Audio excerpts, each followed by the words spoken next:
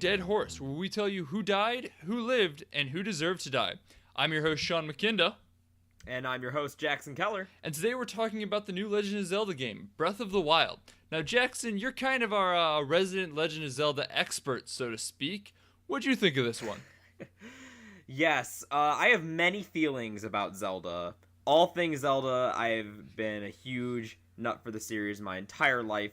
So I've got so many feelings about the story, the gameplay, all of it. This was a big release for me. And overall, I thought it was quite good. It was very flawed, had a lot of problems, I thought, in both its narrative and the gameplay that sometimes were maybe at odds with one another, but the fact that the game was just so ambitious made the kind of stale open world genre feel fresh. Really helped elevate it beyond any initial misgivings I had about it, any problems I had.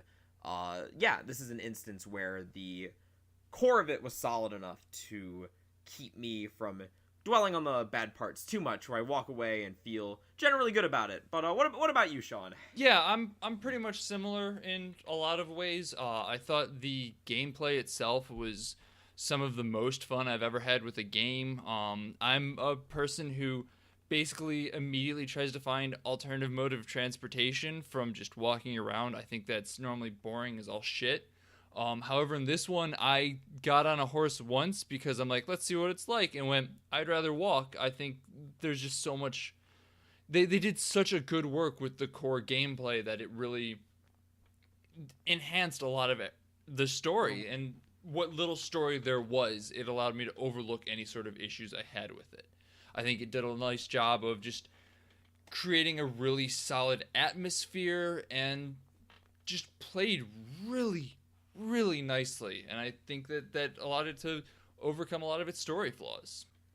Yeah, I think that's a good place to move into our big discussion, into the main meat of our show here, where we're going to be talking about the deaths, because the way the Zelda series handles death, speaking as our resident Zelda expert, I guess, I always found very interesting, because when in sort of the hype leading up to this game, when I was watching the trailers, thinking of what elements of the lore it might incorporate and from other games and all this other stuff, we turned out to be completely off base. But one of the boxes that I remember very, very clearly being interested to see how it went was, one of the predictions was that a major character would die on screen and have an actual death scene, because that's not something that I feel really happens in Zelda games, because death is implied in Zelda a lot. We'll see spirits and people who have passed, the king in Wind Waker, the sages from Ocarina of Time, they're kind of implied to be dead, and I mean, between the lines. The entirety of Majora's Mask is a whole death overhead to it. Yeah, basically, if you don't count the bad ending of Majora's Mask, where you fail and get a game over and everyone dies, that's sort of everything else. It's more of a mood, more of a spiritual sort of thing, and that turned out to be true with this game as well for the most part. But I think it handled it the way it was structured in such a strange and interesting way that I think is what makes it worth talking about on this podcast in particular. Just so we're all clear on what exactly I mean by that, the conceit. Probably starting to get into spoiler territory a little bit, so just a heads up. Yes, good call. But yeah, so for those of you who haven't played the game yet, if you don't have a Switch or whatever, you should go get one if you ever find it. It's great. Definitely worth your time. Best open world game I've played, pretty much. So, the conceit, the sort of core structure of the story isn't just most Zelda games where you are Link, you're a kid in the forest, and you go through and you see his whole how he becomes a hero and all that stuff. In this game, you just wake up in this hole, and the game basically just gets you going. And sooner or later, sooner than I would have liked, and we'll talk about this in a bit, you find out that the Link that you were controlling was alive 100 years ago. He got sort of taken out by the calamity that ruins Hyrule and reduces it to the state that you are exploring. In addition to all of his friends, who also like are very explicitly shown to have died in that calamity. Oh yeah, no, there's no glazing over the death that occurs in this calamity. I mean, you see Hyrule in absolute ruins. The implication, and I mean, this is, yes, implied death, but this is still way heavier implied death than there has been in a lot of other games where everything is already dead. Like, you don't, like, in the Majora's Mask, your game over is everyone dies, but that's the bad ending. This is just everyone's dead, and that's the game. It's our starting point. And it's been like that for 100 years. And, you know, you're Link, you're 100 years old, you already have your whole backstory, and that's sort of the way... You're still a kid, mind you. You're not, like, a 100-year-old man. You're still, like, 17. You've just been in stasis. As much as I love, like, the like, punish Snake, like, old man, badass trope, as much as I would have loved, like, punish Link, that doesn't end up happening. Yeah, so that changes the way we kind of see the world, because we have our avatar... And, you know, Link is kind of designed explicitly to, like, be an avatar for us, and, for, like, ever since the beginning of the series. We have an avatar whose experience with the world is no longer the same. It's not like previous Zelda games where, because Link had lived, like, such an isolated life, the way we experienced the world was the same as him. Like, pretty much our, like, journey through Hyrule was one-to-one with his. But now, we have all this information that has to be delivered through flashbacks, and that's sort of the, where the cutscenes, like the cinematic elements, fit in. And I mean, this is important to note, though. Like, he lost his memory when he was in this cryostasis. Like, that's why everything needs to be delivered as flashbacks. He is still a representative of us because neither of us are aware of what's going on. However, in this instance, he's known it all in the past, so we get flashbacks as opposed to discovery. Yeah, and together. I think now that we kind of have the basics outlined, just so we know kind of what we're working with, I think this would be a good time to move to our first death, our first brush with it, very quickly into the game, sort of after. It's not really a tutorial, but kind of a tutorial. That first segment on the like plateau, where you talk to the old man, and the old man reveals himself to be the King of Hyrule. And boy, oh boy, does he have a lot to say.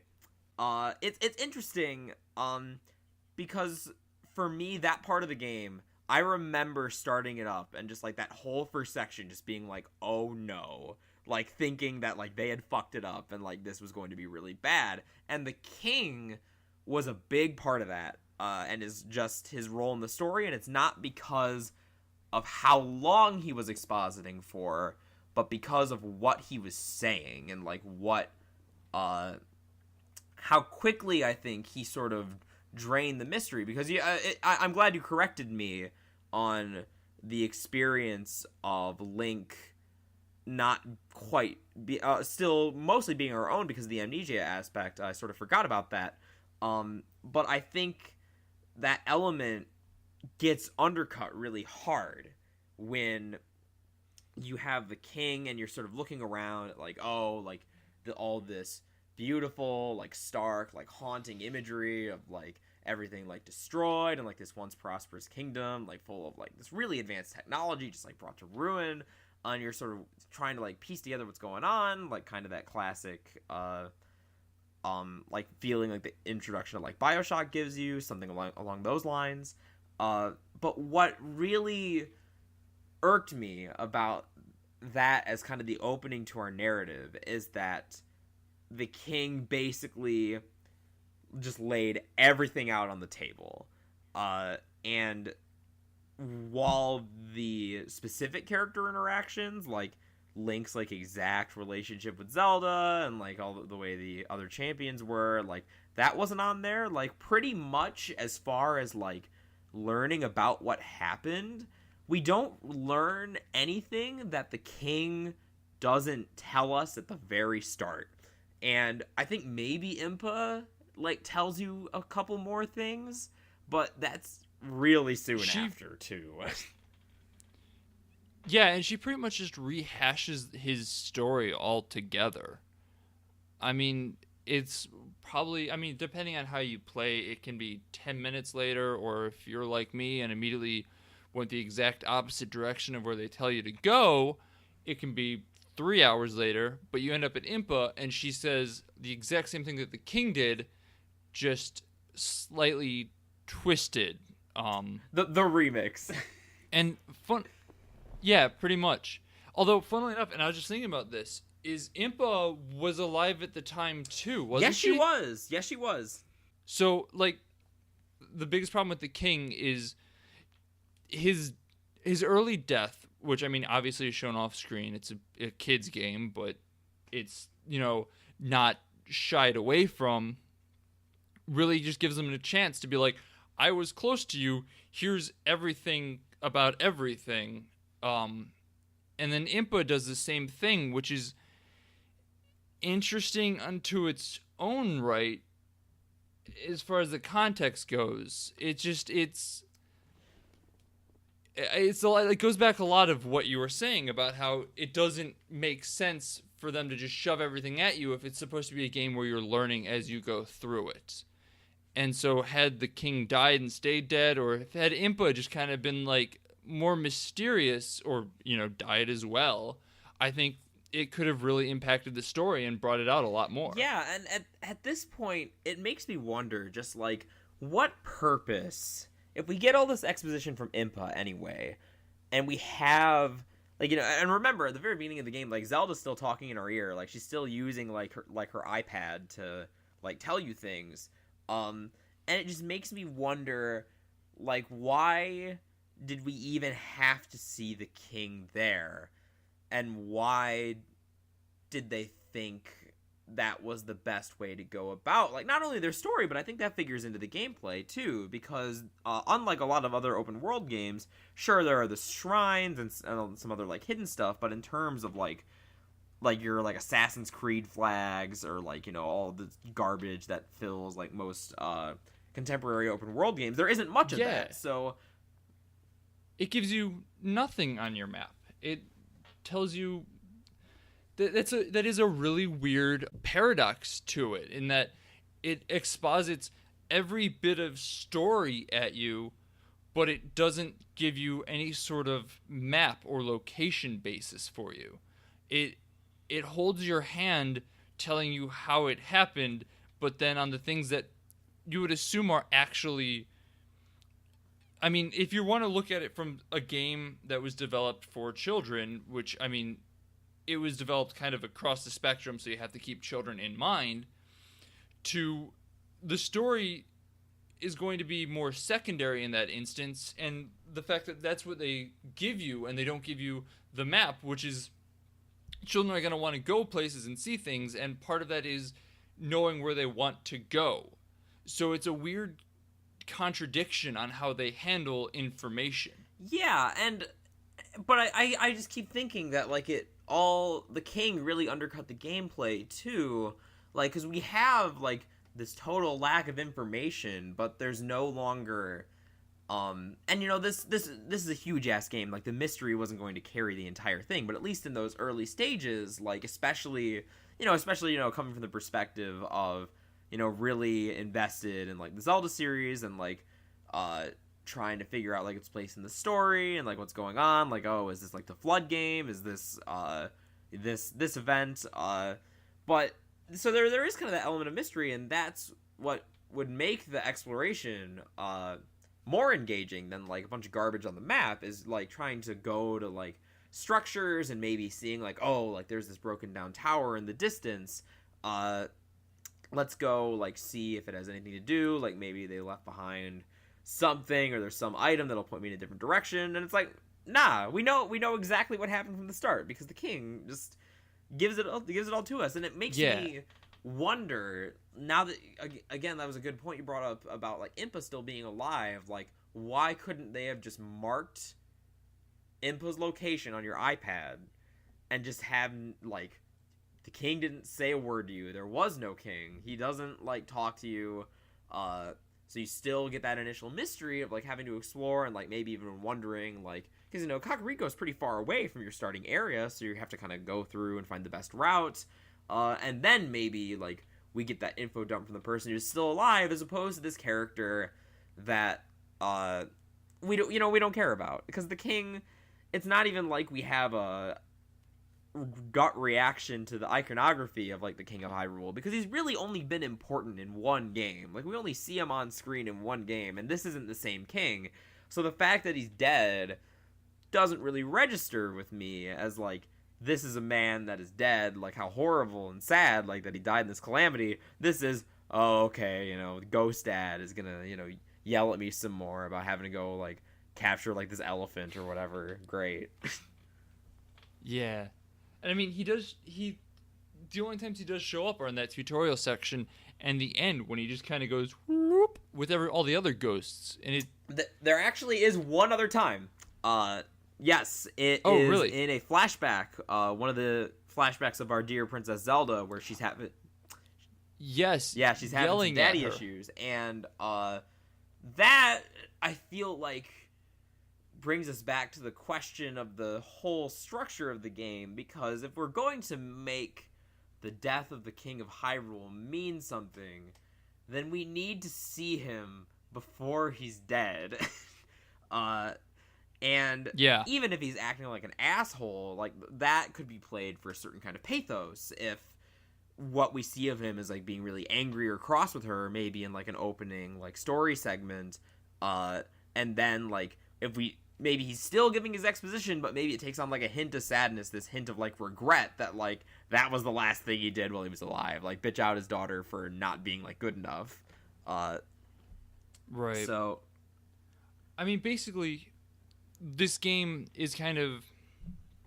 When I saw it first kind of being demoed at, like, E3 and whatnot, I'm like, oh my god, this looks like it could be a Dark Souls style Legend of Zelda, and to a lot of extent it was, if it wasn't for this narration. Like, this king, as you're saying, like, you could go through and explore very much a la Dark Souls and kind of piece together what happened.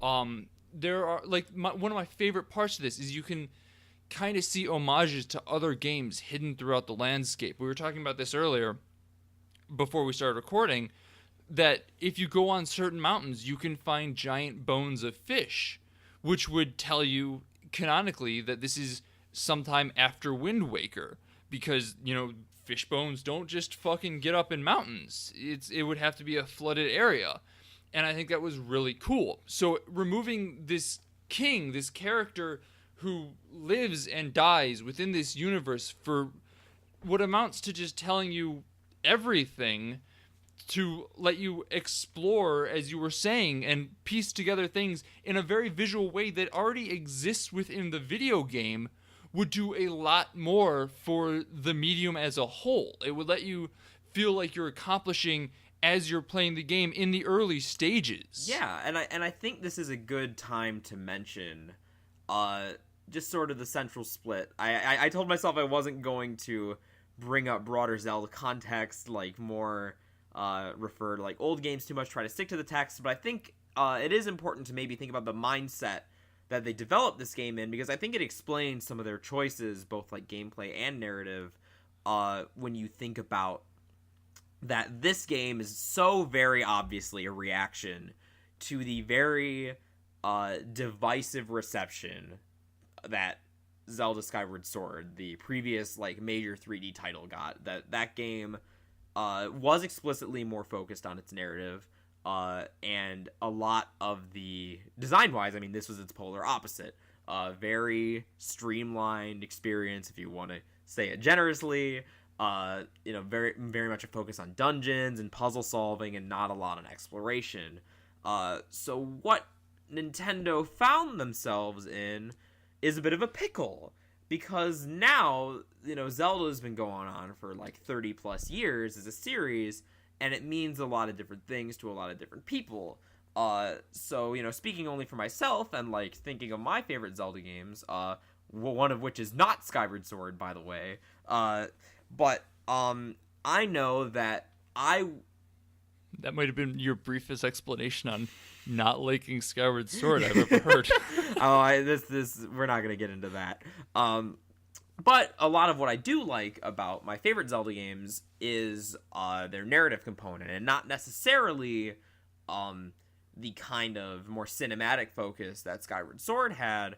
But that was one of the things that I do think that Skyward Sword was maybe, like, they didn't do it successfully, but there were elements of it that were working, and I could see, I would be sad to see the narrative focus go, and I was actually very worried that, like, kind of the hype with Zelda 1, sort of the hype surrounding the game with its initial trailers was, this is going to be a return to, like, the exploration focus of Zelda 1, this is going to be, taking cues from, like, Dark Souls, and, more, like, environmental storytelling, and, that, and there's definitely, like, a section, particularly, like, the really old school, like, section of the fan base that's really into, like, Zelda 1 and Link to the Past, and those are their favorites, like, that were just, like, thrilled, like, and they were like, get all this, like, narrative crap out of the way. So it left them in this position where if they took out the story, people like me would have cried about it, and if they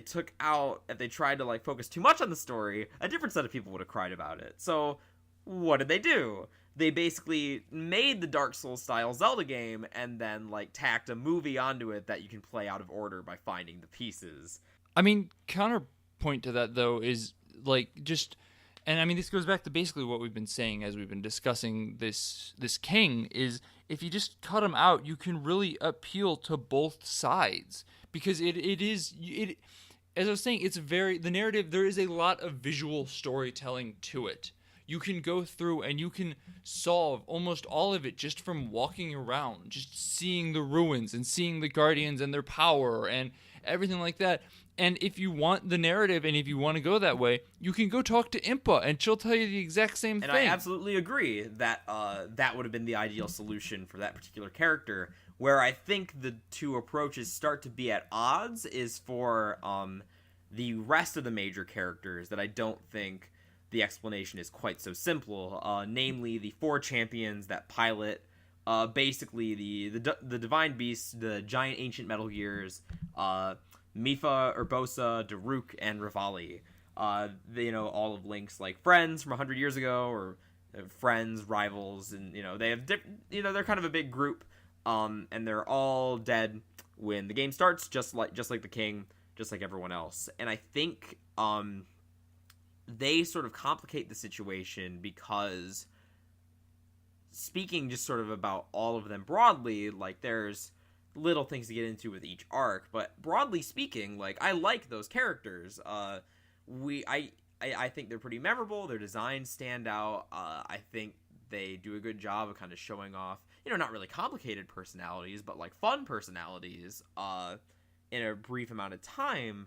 But the problem with the way that the game is set up is that we don't get to see them until, again, we already know that they're long gone. So it doesn't feel so much like an emotional, I would say with one exception, it doesn't really feel like so much of an emotional moment. It feels more of, like, an explanation, like, oh, okay, like, this is what this person was like, and that's why they're all, like, talking about them. See, I would actually argue that there are 2 of them that kind of being, like, that we don't know them before, I don't think really impacts it, because I know who you're talking about, and we'll get into this in a minute or two, but the other person that I like a lot, I think serves more as a characterization, a foil for other people within the story. The other 2, I think, don't matter at all, and I think, like, I completely agree with your assessment that they're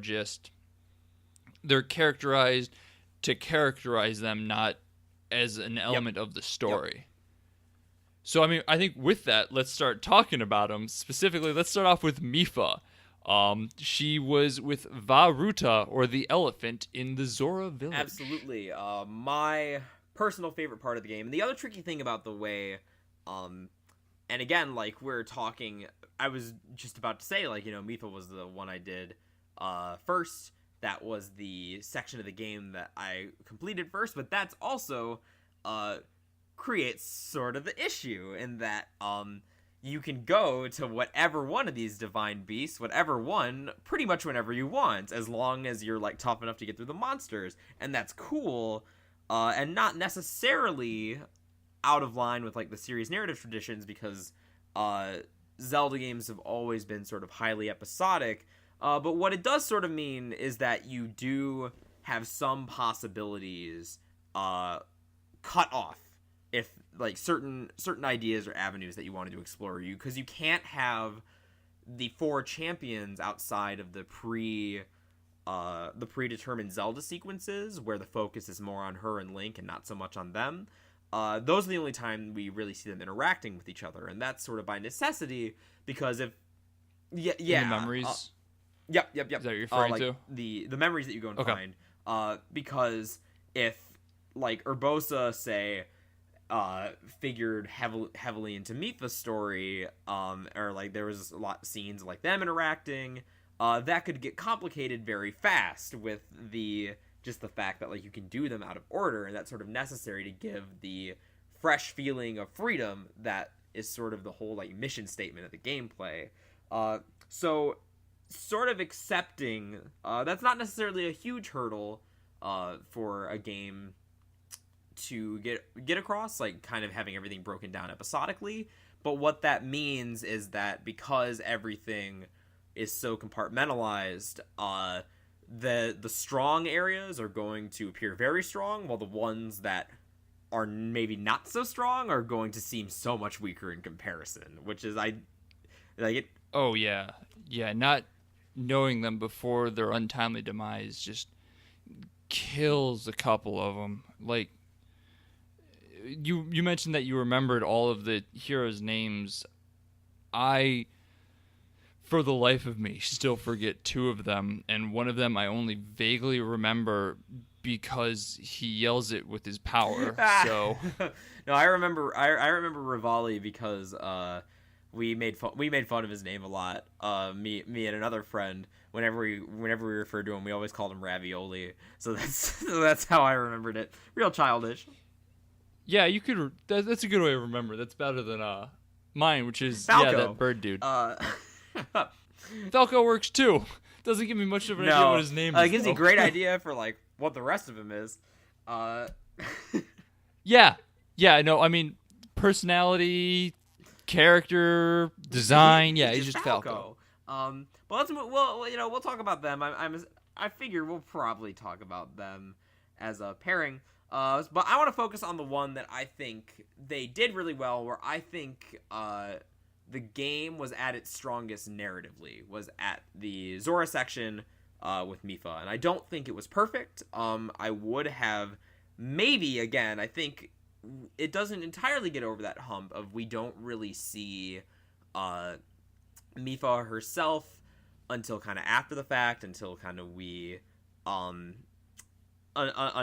until we already know that she's dead. But what this section of the game does in particular is that it makes it the focal point, because the Zoras are the only race that live long enough to remember the Calamity, and were like palling around with Link back then, and like Mipha had like a crush on him, and there was this whole thing, and all of the Zoras, like, you go to the other towns in the game and you're received pretty much neutrally, like pretty much like any other any other like town, like you're just a dude. But with the Zoras, you get there. Get there, really like, half mixed. the town is like, oh my god, like, Link, like, my old buddy, like, what's up? And the other half are like, get this fucker out of here. Like, how dare you show your face around these parts again? Like, trash. And I mean, that by itself, I think, like, Mipha is just, I probably up there as one of my favorites as well. Just because her story is very tragic and cute, and, like, I'm a sucker for like a basic crush story and whatnot, and I think they do a really nice job with it. And I think having those people still alive really adds to it too, because you can kind of feel the pain in their voices when they talk about the two of you and how some of them didn't understand your relationship, others had a better idea of what was going on. I mean, Link, from what I can tell, seemed pretty oblivious to the other side of things, but that's just kind of what he does. Well, Link, not, if we want to talk about, this isn't really, I think, within the scope of this podcast, but I think Link continuing to be a silent protagonist in a more cinematic game presents a number of issues on its own, but again, I think that's a little outside the scope of Death. Yeah, that's a whole nother conversation. Yeah, that's treading the, Zelda fanboy, issue waters. Yeah, and I think what you're really hitting on is just that I think what makes the Zora part of the game work so well, what makes it resonate, is the fact that Mipha is at once the center of everything, and yet as a consequence, the fact that we spend less time with her matters much less. Just because I feel like this is a part of the game, again, talking about to the king, speaking to the issue of the king and getting that exposition done versus piecing together what's going on. You don't really get it's granted it's over a much shorter span of time just because it's kind of one episode in this broader game, but your first interactions with the characters do not necessarily give you a clear idea of what's going on with her. And you do have to kind of run around the town and, figure out that, pretty much, all the old people, fucking hate you, and, everyone who's, a normal-looking adult now, because Zora's aged so slowly, they were, kids when Link was a kid, and you kind of have to run, and Mipha ends up being kind of the focal point for, this little corner of society. And that's sort of the more interesting part of it. Whereas Mipha herself, pretty much all she needs to do is show up and have a cute, sweet little scene with Link, which she does, and she does her job perfectly well. And it makes the section feel like a complete story to me. It is a complete narrative, and it's not just about, these people are going, oh my god, the Divine Beast is doing terrible, terrible things. It's recounting your story with the people. It's recounting your story with the Divine Beast. It's recounting your story with Mipha. It's not... All the others are, help us stop this Divine Beast. Oh, hey, look, it's my ancestor. That's neat. It's not as... There's a much bigger impact because of the fact that they're just still alive, that you can still interact with these people. And I mean, I think even Mipha's death works really well in this because you just get that short little time with her, and it works well because it just feels very bittersweet, and I like that a lot. There's a genuine feeling of loss in this section. I think as far as deaths in the game, to me at least, this was the one part of the game where I felt anything resembling a genuine feeling of loss. And the other thing that I think is super impressive is that it takes kind of the narrative text of Mipha's kind of crush on Link and kind of this romance, and integrates it into the gameplay really well by making this cool diving suit that lets you climb up waterfalls and is not only important to progress to get into the Divine Beast, but it's just a really cool mechanic on its own, because then you have the paraglider you can launch, and they make that a central part of that story by making it the ceremonial suit that she was going to propose to Link with, and that's so sad. Yeah, I mean, even just rewatching it, I got a little choked up. It's so silly because she's just a fish girl, and my friend was just kind of making fun of me for it because she's like, it's so weird. Why? It's a weird fish girl. Why do you care about this? I'm like, I don't know. She's just sweet and just wanted to just be together, and she's dead, and it was really impactful. Fish waifu is best waifu, except of course for Gerudo disguised Link, who is best girl. Oh yeah. So speaking of that, I think we're both in agreement on that part of the game and sort of how death is working. Do we want to? I want to hear your take about what's going on with Urbosa. Let's get into that. Use Link's cross-dressing adventure as a segue. Yeah, it's a good segue.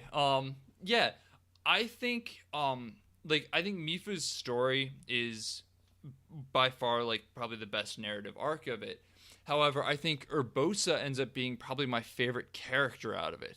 Urbosa is the champion of Rudania, or not Rudania, I'm sorry, of Naboris, the camel in the desert, just kind of for some context.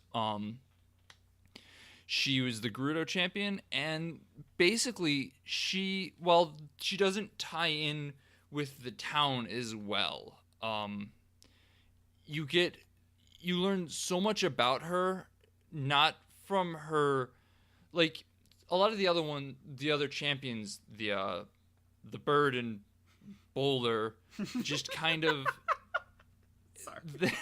Sorry. They are what they are, and they really kind of force their personification down your throat. That being said, I don't remember what the Boulder's personification was. He was really bad.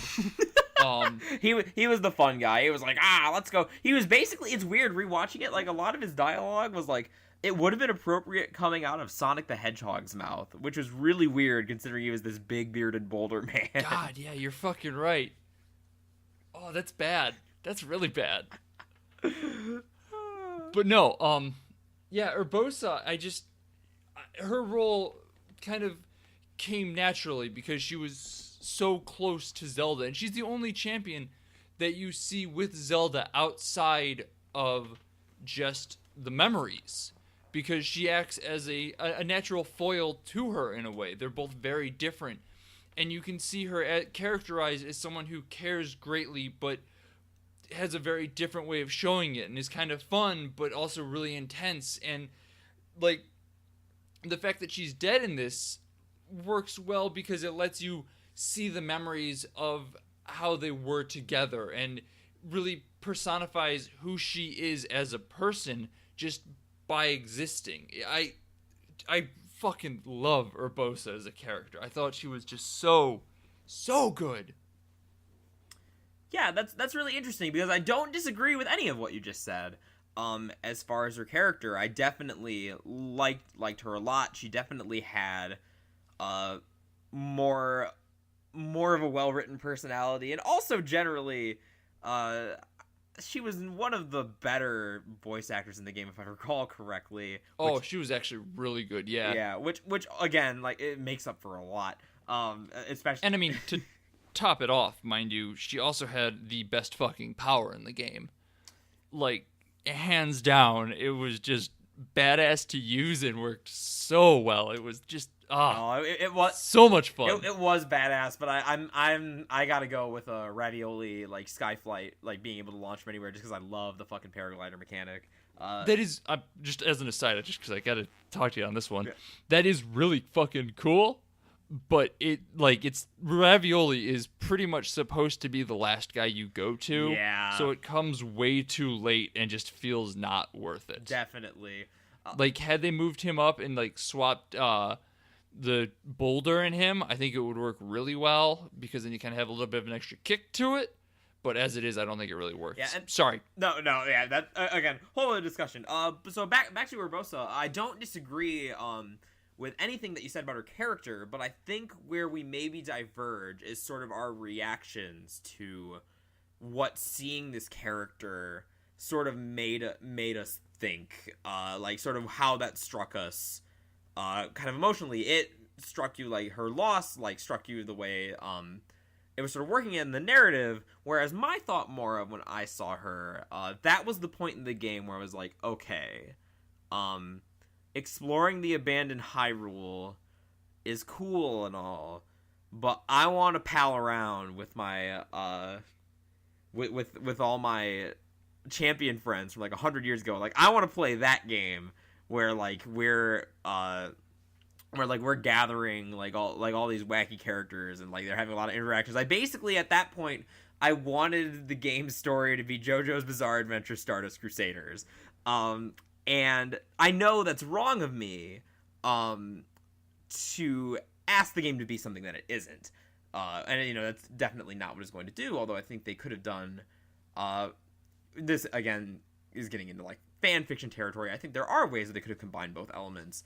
But in order, when I saw Urbosa and her scene that she had, I was like, that's a great scene. It's a shame that's like her only scene. And so the feeling it left me when I saw her character, especially because the integration with the town was a little stronger than the other two. I mean, the other two weren't integrated at all, but at least like you got the sense that the little girl leader, Riju, I think her name was, the leader of Gerudo Town. And you got the sense that like she's like Urbosa, like, just because that's, we see her as kind of this really like memorable, defining character. You get the sense that like that image is something that like the little girl leader is perhaps having trouble like living up to, but it doesn't hit like quite that strong, just because, you know, no one, anyone who like knows about Urbosa only talks about her like secondhand, like, you know, basically as like a legend at that point, and not so much because of any like firsthand experience of like, you know, I saw Urbosa like crushed like a boulder with her bare hands, like she was a real leader, make Gerudo Town great again. I think my counterpoint to that, and I think this is the biggest thing that I just kind of realized, is we are essentially comparing apples and oranges in this situation, because the Mipha Link story was about characterizing Mipha and Link and the Zora. It wasn't like that was its own thing. Urbosa's story is much more about characterizing Zelda and giving you an idea on what was going on in the time period. And I mean, yes, it extends further into the memories as well, because her interactions in the memories are further kind of give an idea on how Zelda was. Yes. And I think that works unto itself. I think that gives a different amount of information under different circumstances. I think that is a fair point, for sure. Maybe let's save Zelda for a little bit later. We're gonna talk about her. Save her for last. But yeah, let's not forget that. Let's come back to that, because I have a lot of thoughts about how Zelda was handled in this game. But for now, I mean, is there really anything to say about Ravioli or Daruk? No, honestly, they died doing what they loved. They died like dogs. Actually, I can think of something for both of them that relates to both of them, that relates to all of them. It relates to them. It relates to both of them. It relates to all of. It relates to all of us. The human condition. Shut up. What I mean by that is that it's an issue that's present throughout the game, the way the narrative is presented, I think, but it's more of an issue because the characters in those sections of the game are not as strong as Mipha or Urbosa. And what that is the contrast with their, you know, every character has their present day counterpart. And in, you know, the Urbosa's case, it's the little girl ruler of Gerudo Town. She's got her own little thing going on. In Mipha's case, it's actually her brother, which adds a lot of weight to it, and especially it's especially cool, I think. Like, I'm glad that they didn't go with the it would have been super easy to make him like really angsty and mad at you, but he's just such a bro the whole time. I love Sidon. Yeah, he's really sweet and like understanding of what happened. Just like, yeah, we still need help. Come help us. I know what happened. It sucks, but I can't do anything about it. Yeah, they didn't do the obvious thing, which is, you know, I'm really thankful for. And I think that almost I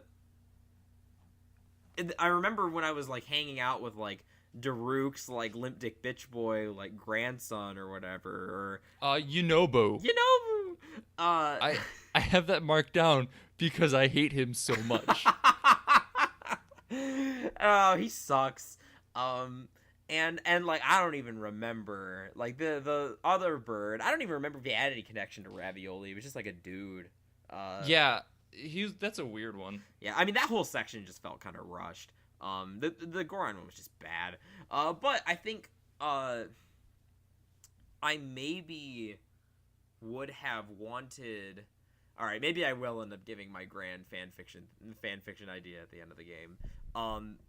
And so yeah, so I think that we could have done away, if we could have done away with those like minor like bullshit characters and maybe spent more time, find a way to spend more time with the current with like the cast that actually matters, because that's what I thought they were setting up for, that like the people who piloted the beasts are dead.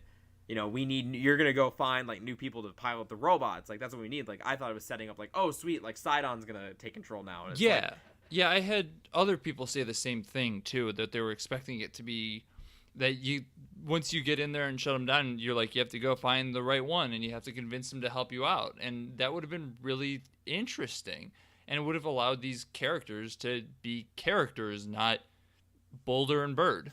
And you could have still had the ghost, like, if you want to have, like, your tearful, like, last conversation with, like, Mifa, or, like, you could have even been, like, hovering over your shoulder as you passed on to the champion. I think that would have been really interesting. Yeah, that would have been so much better than because I remember being really shocked by that. I was like, oh, wait, like, they're just gonna do it? Like, the ghosts are just gonna do it? Oh, shit, okay. Because and then, like... And that didn't help, like, starting with Mifa. And, like, I think really, like, the game, just by seeing, I think, the best stuff out of the gate, like, ended up souring me on some of the other elements that maybe wouldn't have stood out to me as much, because, like, Sidon, like, still stood out on his own, despite the fact that he didn't end up piloting the thing.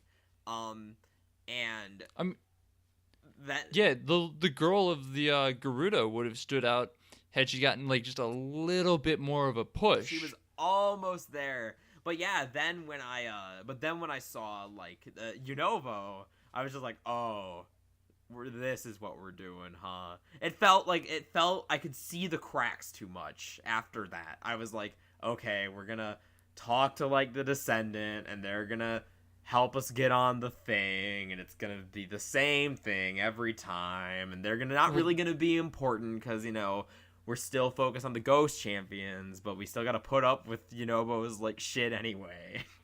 Yeah, I mean, they clearly worked from, like, the south to the north, because both the good ones are in the south, and both the really shitty things are in the north. That's really true. I didn't think about it like that. Yeah, I went from, like, east to west, so the order I did the game in, I guess, full disclosure, was... and that also made the Goron stand out really bad, because I did them immediately after the Zoras. They were my second stop, because they were the closest. Yeah. And I was like, oh no. Yeah, it's pretty bad. Yeah, so I did that. Gerudo I did third, and then the Rito I did last.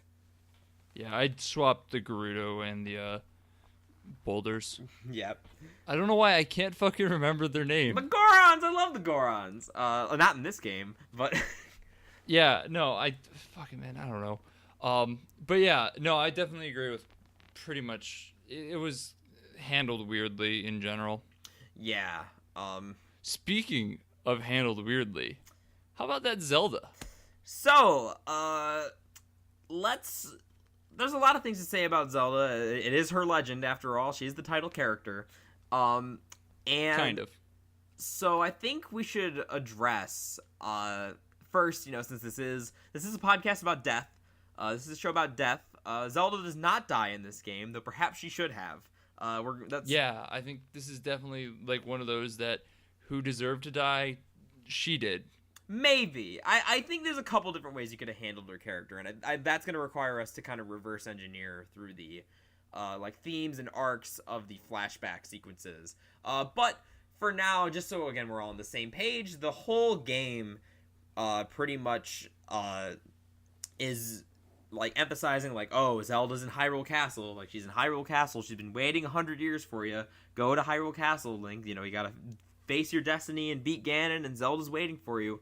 And it makes it seem like, just the way people talk about it, you get the sense that things aren't going to be quite as hunky-dory as everyone's making them out to be, because even the other champions are like, go get him, go get her, Tiger, like, you can do it, like, you can find her. And it seems, it's been like 100 years, and I know there's like magical bullshit, but it seems almost too good to be true. And and just the way her character arc goes in the flashbacks, it prepares you to like maybe like think about something really bad that's going to happen, but then you beat Ganon and she's fine. Yeah, I was 100% prepared, like, and honestly kind of hoping that she would be like 100 and she would look like, a cute old lady, kind of Impa-esque. Holy shit, that is hard to say.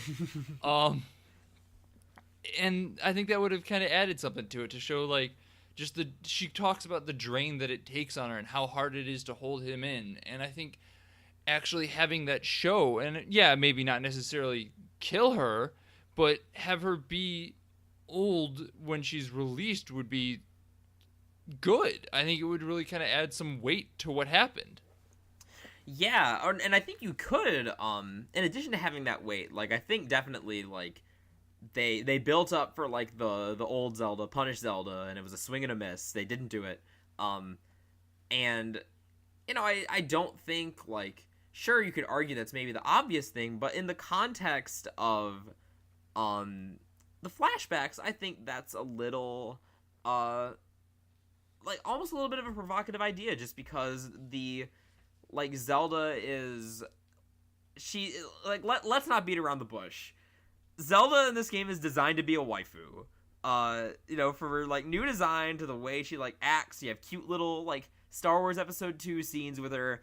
Zelda's to her actual kind of weird maiden bathing scene in her one memory when she's at the font of knowledge, or the knowledge. You know what I'm talking about? The knowledge I know power. Exactly what you're talking about. Zelda's designed to be a waifu in this game. So for one, I think it would have been gratifying to have that just like turn on its head. Like, no, like again, that's the oldest trope in Nintendo's like thing. You get the booty at the end.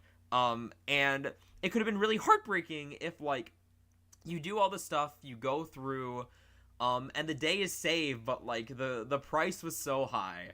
Like, either she's really old and like so much of her life was wasted.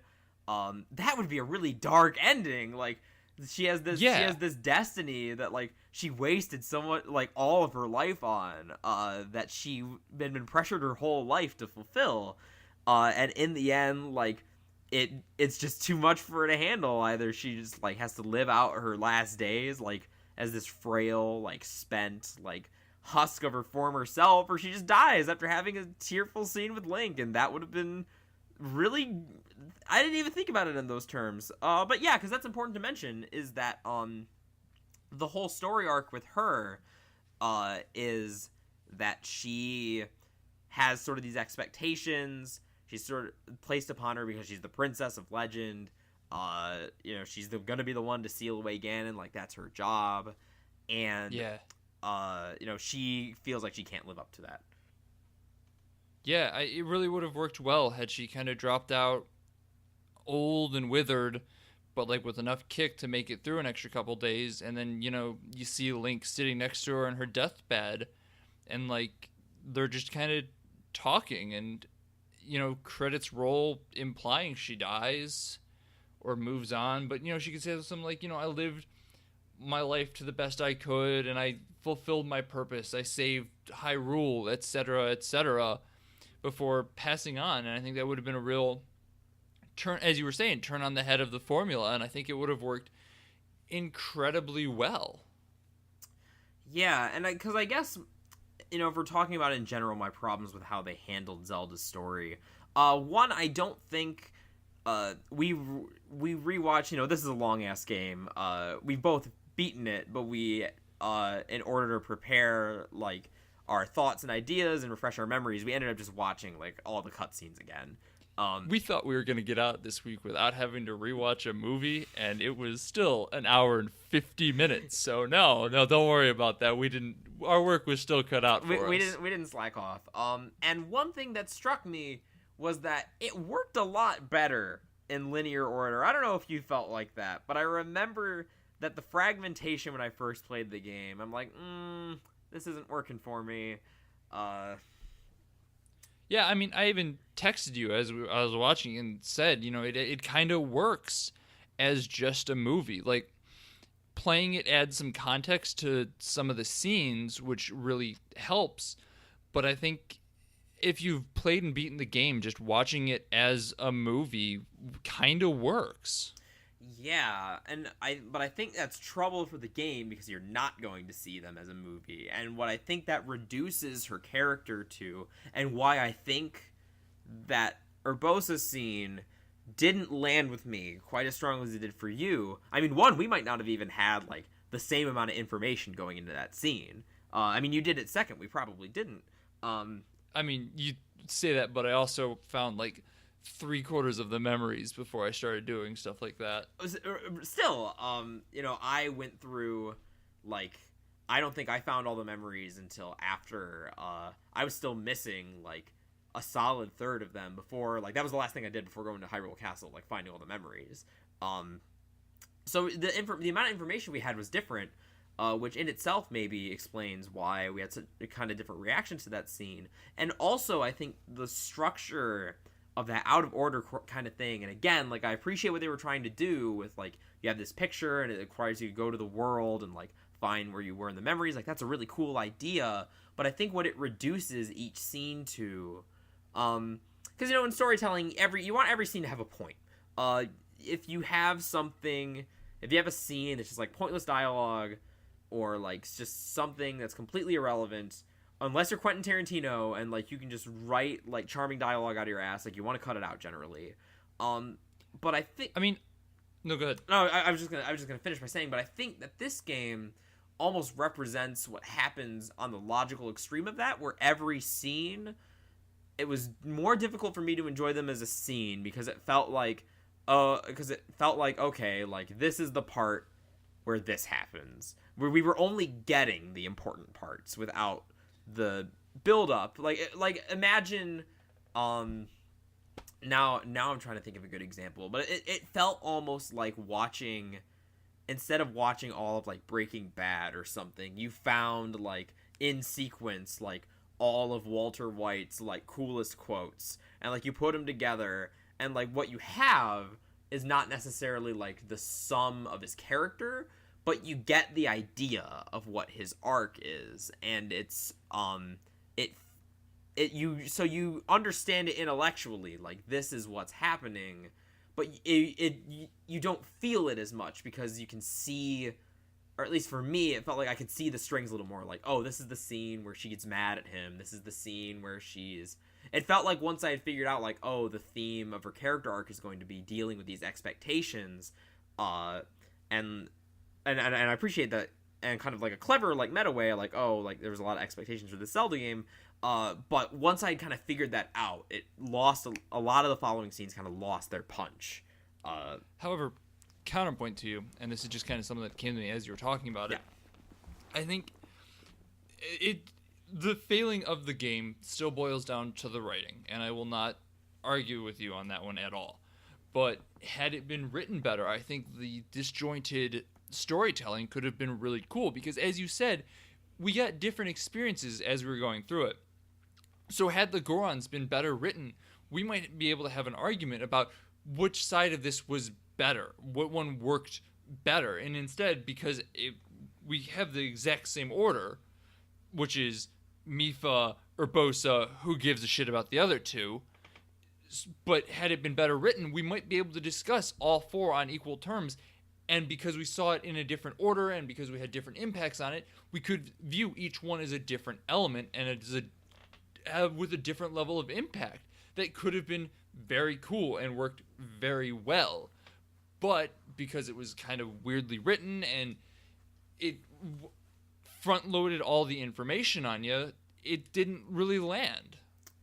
Yeah, I'm definitely, after talking with you, I'm a lot more convinced that the story could have landed a lot better, even in its current form. Before, I was like, oh, like, there's a lot of interesting ideas going on here, but, like, you would have to change, like, a lot to really make this work into the story, and I don't know if I still believe that.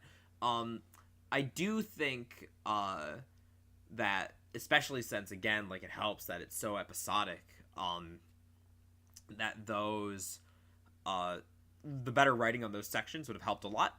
And in general, I think just more care to, like, what we would call, like, the main quest. Because, those sections were also very short.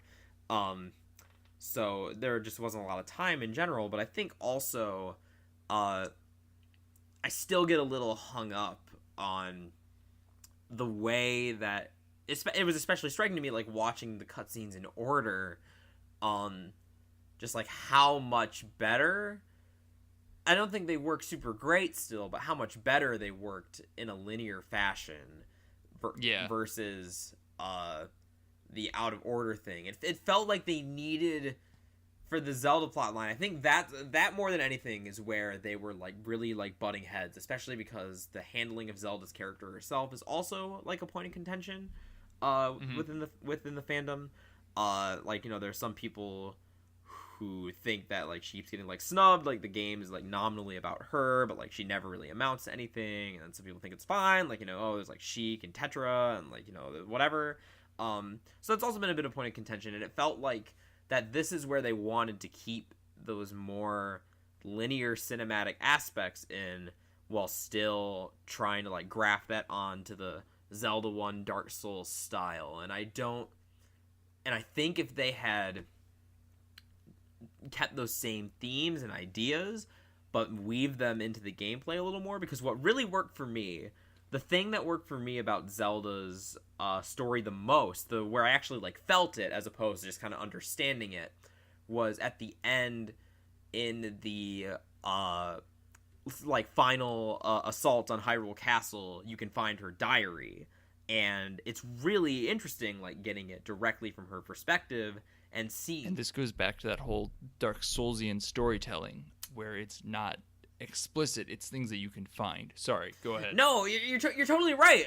And it's interesting because normally, maybe it's just the fact that I don't think a lot of games do that super well, but I find when that's pitched to me, I tend to result.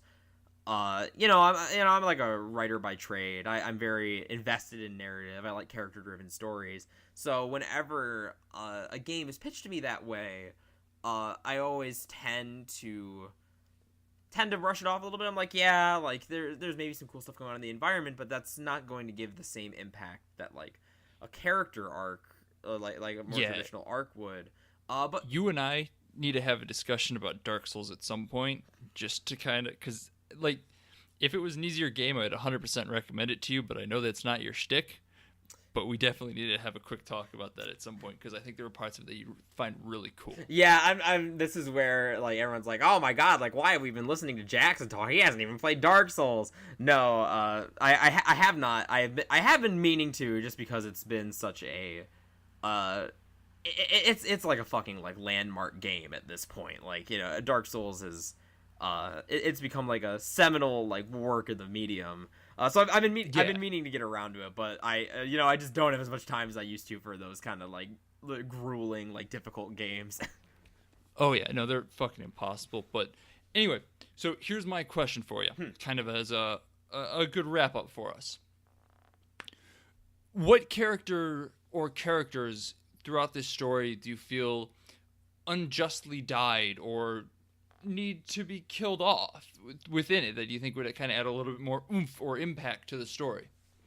Well, I think everyone that did die should stay dead.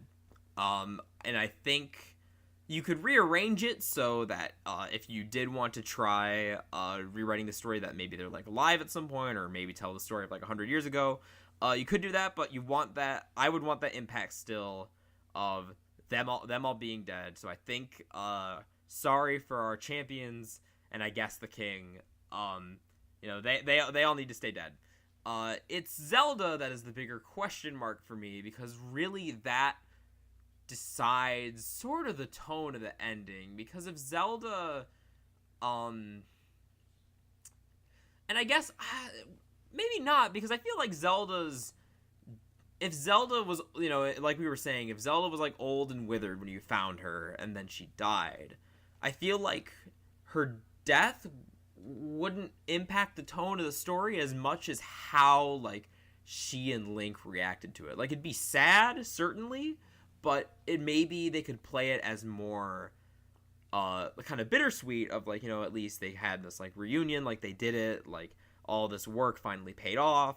Or they could do like the really dark ending of like, Zelda's like at the end of her life, like, oh god, like I've dedicated my entire existence to this, but like Hyrule is still like ruined. Like this doesn't make everything better automatically. Like, oh no. Yeah. So it's interesting. I could go either way on her. But I think she should be really old. Absolutely. And as Zelda draws towards her end, so too should this episode. I'm Sean McKinda. You can find me on Twitter at Sean_McKinda. I'm usually talking about video games or music or something, who knows. You can also find me on Twitch. I stream every Wednesday from about 8 to 10, whatever I'm feeling that week. And I'm Jackson Keller. You can find me on Twitter at JacksonJKeller. And I have a lot of opinions on Zelda, so if you want to see them, good place as any. If you want to keep up to date, you can also find the podcast on Twitter at BADH_cast. Special thanks goes out to Lords of the Highway. They are gracious enough to let us use their song Suicide Alternative Take. It's off the album High Octane, Low Expectations, a fantastic album. And with that, we'd like to leave you with Boo. Yeah! Yeah! Woo!